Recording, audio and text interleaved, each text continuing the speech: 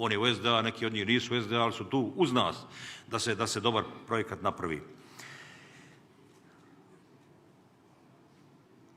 Gledamo naravno naprijed, ali se ne možemo praviti da ne vidimo što kažu slona u sobi, da ne vidimo problem koji nam pravi i da tako kažem da je sad najvažniji zadatak ponovo učvrstiti temelje države, temelje zemlje.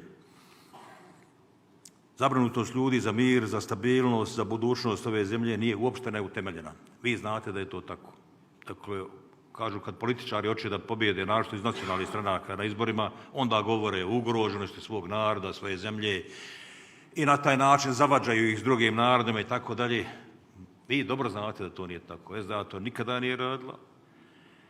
Međutim, stanje u ovome času je takvo da mi moramo se prije svega pobrinuti kako da učvrstimo temelje, a onda dalje da gradimo tu našu kuću. I valja će se ponovo boriti za sve što smo mislili da smo izborili.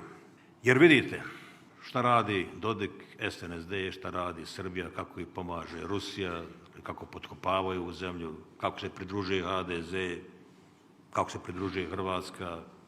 Vidite jedno neodgovorno ponašanje onih koji bi trebali biti sa nama, braniti ovu domovinu. Ništa nije zauvijek završeno i vječno samo po sebi.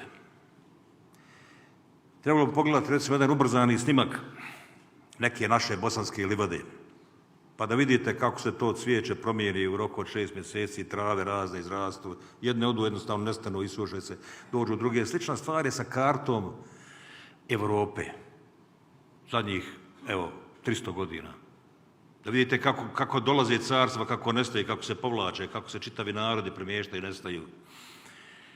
Dakle, ništa nije vječno samo po sebi, valja se boriti za opstanak. Treba će braniti mir, stabilnost i sigurnost, teritorijalni integritet, suverenitet i ustavno-pravni poredak BiH, državu, državne institucije, državne ingerencije i imovinu. Treba će braniti identitet, ravnopravnost i kulturu Bošnjaka, našu vjeru i moral koji je na toj vjeri baziran. Treba će braniti duh i multietničnu matricu Bosne i Hercegovine, koji je Alija Izetbegović precizno u svom stilu opisao kazavši da Bosna nije samo parče zemlje na Balkanu, da je to ideja, da različiti ljudi, različite vjere i kulture mogu da žive zajedno. Dakle, i mi smo to dokazali ovdje u Sarajevu se faktički bogomolje oslanjaju jedna na drugu. I mi smo jedni drugima pomagali da se te bogomolje naprave i najveća bogomolja je sinagoga. I nije bilo OHR stranaca da nas na to tjeraju. To je jednostavno dio nas. Mi se poštujemo ovdje među sobom, barem ova stranka i ovi ljudi koje mi okupljamo. Kada je napad na državu u pitanju, možemo reći da je odbrana danas puno lakša nego prije 30 godina. Jer mi smo napravili tvrđavu, odnosno ova generacija koja je iznijela borbu za Bosnu i Hercegovinu je napravila tvrđavu. A kažu da osvojite tvrđavu treba vam 7:1, da bi jednog savladali u njoj. Mi imamo Dejtonski mirovni sporazum, međunarodni ugovori se vrlo teško mogu raskinuti. Mi imamo institucije Bosne i Hercegovine, sigurnosne, odbrambene, pravosuđe. Dakle, sve to brani Bosnu i Hercegovinu. Mi imamo međunarodnu zajednicu sa obavezom, definisanom Dejtonskim mirovnim sporazumom, da brani Bosnu i Hercegovinu i na kraju krajeva, što je možda najvažnije, da brani svoj interes i svoje ulaganje u Bosnu i Hercegovinu. Ja sam na početku mandata, odnosno mi u SDA u kolegiju, odabrali po nama bitne odbrambene tačke, pozicije na toj tvrđavi. U predsjedništvu, člana predsjedništva, odnosno predsjedavajućeg, Ministarstvo odbrane, Ministarstvo sigurnosti, Ministarstvo vanjskih poslova, dakle sve ono gdje se Bosna i Hercegovina brani. Na federaciji premijera je bitna ministarstva, namjensku industriju i direktoru namjenskoj industriji. Bilo je prigovora da ne mislimo o ekonomiji dovoljno, da ne mislimo o ovome, da ne mislimo da smo okrenuti prošlosti, a sad se vidi da je to bila dobra procjena. Mi držimo te tačke, dakle te pozicije držimo. SNSD napada na državu, pokušava dakle uzeti od države ingerencije, imovinu, ojačati entitet, polako odvojiti taj entitet. Nabacuju cijelo vrijeme kao probne balone izjave, kaže Dodik, ovo se nije smjelo reći, nije se smjelo pomisliti prije 20 godina, nije se smjelo reći prije 10 godina, evo pogledajte kako ja sad mogu, pa onda Vulin, pa Vučić, pa strategije koje se odnose na našu teritoriju, dakle sve su to probni baloni, sve to isprobava naše reakcije i reakcije međunarodne zajednice. Napad na NATO integracijski proces koji je sigurnost, koji znači sigurnost ove zemlje, na OHR koji ima bonsku ovlast, koji može s njom da zaustavi i tako dalje, napad na OHR potpomognut, nažalost, Rusijom, Kinom, na CIK, na Ustavni sud, na oružane snage, pokušava da iscrpi državu, prije svega našu vojsku, dok se Srbija hvališe novim sistemima, avionima, evo prekjučer su nove helikoptere dobili, znate da se ovdje polako, to sve što imamo zahrđa. Mi imamo na brojnom stanju avione, nijedan ne leti.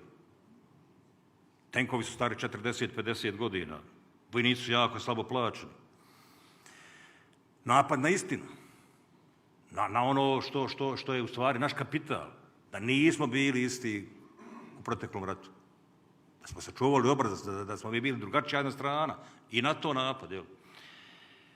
Odgovor na SDA je dakle, da nije ušao u vlast dok se NATO put nije nastavio. Dakle, Dodik i SNSD nije ušao dok nije prihvatio dokument koji znači nastavak NATO puta. I to je godinu dana trajalo natezanje. Zatim, pritisak na međunarodnu zajednicu da se prihvati zakon koji zabranjuje negiranje genocida i odlikovanje ratnih zločinaca. I na tome smo radili par godina. Insko je na kraju krajeva otišao s ponosom, nametnuvši taj zakon. Ploču je sa Radovanovim imenom morao skinuti na Palama. Tamo gdje je bila crkva, u Konjević polju je sad ringišpil, djeca se smiju, vrte, bili smo neki dan, prolazili smo gore. Jel? I ono što možda niste primijetili je da smo svaki njegov napad na državnu imovinu, rijeke, šume, poljoprivredno zemljište i na ingerencije, ovlasti države, dakle sigurnost, vojska, poreski sistem, pravosuđe, zaustavili SDA apelaciju. 6 komada.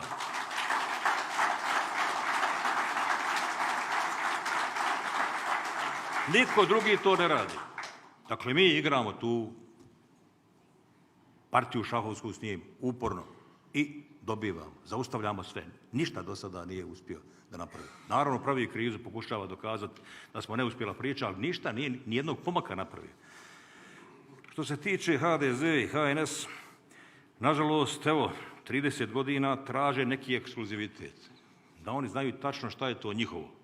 Čak su ono pitanje o nezavisnosti Bosne i Hercegovine tražili i prvi dan referenduma nisu izašli. Da se unese jeste li za cjelovitu i takvu Bosnu i Hercegovinu, oni su tražili da se doda svaki narod na svojoj teritoriji. I kako je ta klica ubačena, to cijelo vrijeme se vrti, vraća se nazad, oživljuje i tako. Naš odgovor